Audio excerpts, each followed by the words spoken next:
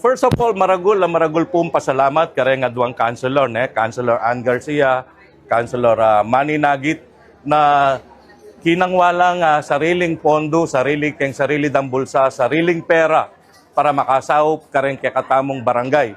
All 7 barangays, dininandalang e-bike, so maragula sahop kay nga pa mag-respondi tamo, kay pamangailangan da reng bawat barangay. Pasibayod, salamat, Councilor Manny, Councilor Ann. Actually, plano minya po talaga yan. Bayo pa magka-crisis kay gasolina. Kaso, timing niya, yung pamamiyemi, oling palo tamo nung maknano kabilis umatas ng kakatamong gasolina. Kaya, ining tamang oras para ibiyemi niya ka ng bawat si babarangay tamo.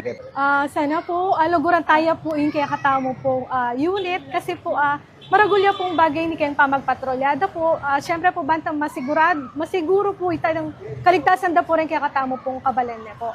At sana rin po magamit niya po talagang gusto itang e-bike kita para po kay pamanyao.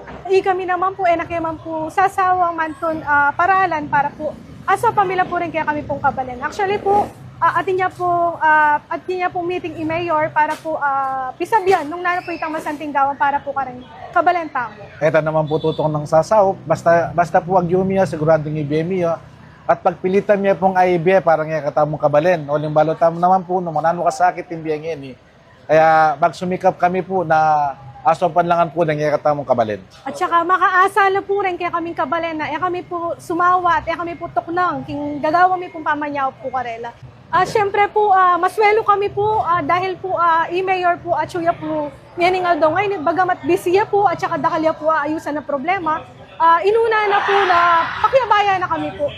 Ita pong suportahan na po kaya kami, bali suportahan na po kaya buong balen.